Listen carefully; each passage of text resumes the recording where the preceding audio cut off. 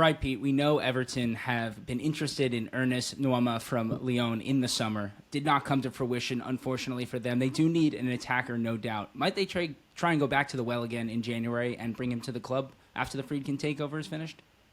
Yeah, and there's a possibility that a deal could be resurrected for Numa. As you said, he was a viable target in the summer transfer window, along with Fulham, where he was very close to signing before the player himself pulled out of the medical in a real emotional state. Really, he was crying at Fulham's training ground. He didn't want to make the move away from Lyon. He's returned to Lyon, and unfortunately for him, he's not maybe been involved as much as he had hoped. So maybe a move in January could be back on the cards for Numa. He's a talented player, a winger.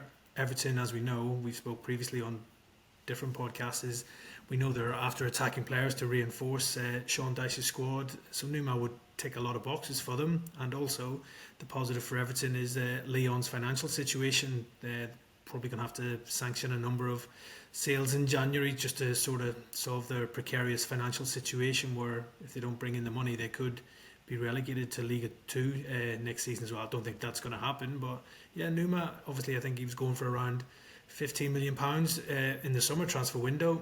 Probably would be available for a lot less than that in this coming January transfer window, probably half of that I would say.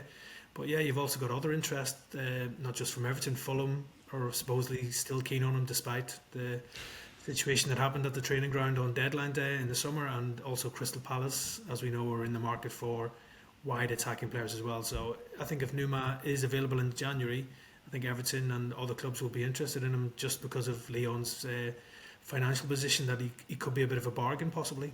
Pete, we talk every week about Everton and we talk about potential manager changes, about new signings. Who's signing the players at Everton? Is there, is Sean Dyche having a say? Because every week we talk about the future of Sean Dyche. Is there going to be a new manager coming in with a new regime? And we're looking at all these players now that are linked with the club. Who's actually making these decisions at the top?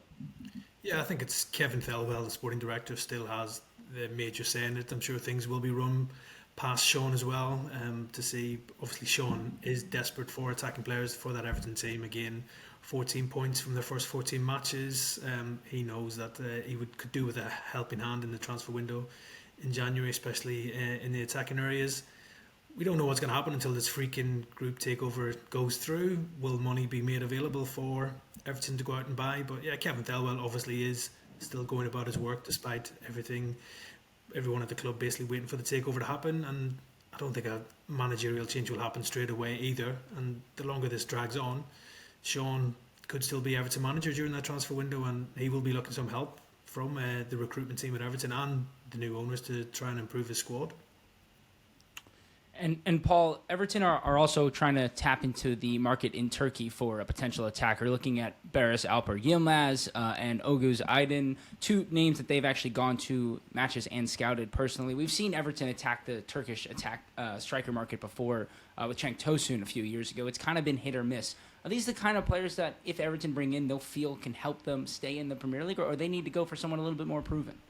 You don't know. Listen, you can unearth rough diamonds everywhere, can't you? He's just signed for Fenerbahce this season, so that looks like a tough deal to do if it's a January deal. Yilmaz experience at Galatasaray. I can't see Jose letting him go, Aydın, in all honesty, because Jose's doing actually quite well there at Fenerbahce. Saw them play Manchester United in the Europa League, and since then they've kicked on. They're doing all right in the league. He's going to want to keep the nucleus of his squad together. So I think both of those, they're both good players in their own right, but I don't think they're deals that can be done because of their parent clubs. Obviously, Gala sat at the top of the league as well with Fenerbahce. Two good players, but I don't think they're deals that can be done in January. I really don't. Yeah, Yilmaz, for me, impressed at the Euros with Turkey. I thought he had a decent tournament for them. I think his price tag's going to be pretty prohibitive as well for any potential move in January, and I don't think it'll just be Everton who are probably scouting this player. I think there's interest from Newcastle, Aston Villa and West Ham as well. I've also sent scouts out to watch him, but like Paul's mentioned, Galatasaray, no need to sell, and they don't really want to sell him as well because flying high at the top of the Turkish league, they'll want to keep hold of their best players to try and ensure that they win the Turkish title this year. So yeah, I think Everton might have to look elsewhere.